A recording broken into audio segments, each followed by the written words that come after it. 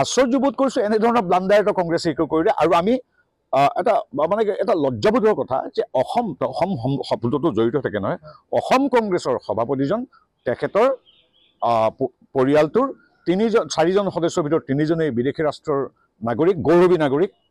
তেওঁলোকৰ মতে ভাৰতীয় পাছপৰ্টতকৈ তেওঁলোক বেলেগ ৰাষ্ট্ৰৰ পাছপৰ্টৰ গুৰুত্ব বেছি।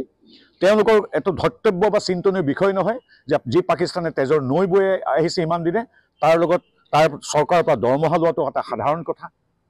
গতিকে এইবিলাক কথা এতিয়া আমাৰ কথা হৈ থকা নাই, এইটো অসমবাসী ৰাইজৰ কথা। কিন্তু মূল কথা হ'ল এইটো এটা এগৰাকী অসমীয়া নাগৰিক হিচাপে সাংসদ মন্ত্ৰী বিজেপি এইখিনি বাদ দিওঁ, অসমীয়া নাগৰিক হিচাপে খুব লজ্জাবোধ কৰিছোঁ যে আৰু বেলেগ মানুহ নাপালেও প্ৰাকিস্তানৰ প্ৰেমিক এজনক আজি তাৰিখত অসম কংগ্ৰেছে সভাপতি পাতিছে। বৈৰী ৰাষ্ট্ৰ পাকিস্তান যি দশক যদি তেজৰ নৈ বৈছে সেই দেশখনৰ লগত সনাপিটিয়ে কৰা মানুহজনৰ কথাটো আমি কমেই।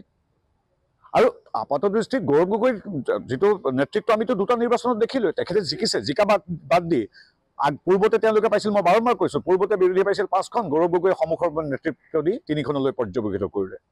গৌৰৱ গগৈ ছুপাৰ প্ৰেচিডেণ্ট হৈ সিদিনাখন পঞ্চায়ত নিৰ্বাচন খেলিছে, বা বেলেগ নালাগে তেওঁ নিজৰ সমষ্টিৰ 40টাৰ ভিতৰত 40টা জিলা পৰিষদত তেওঁ 0 ফলাফল দেখাইছে। গতিকে তেনে এজন আহিলে ভয়টো এতিয়া কংগ্ৰেছৰ নিজৰ হেৰিসকলে খাইছে, তেওঁলোকৰ নেতৃবৃন্দ বা যুৱ কংগ্ৰেছৰ বা NSLৰ কেইটাই কি হ'ব এতিয়া আমাৰ পাকিস্তান প্ৰেমী এজনক আজিৰ তাৰিখত সভাপতি পাতি দিলে।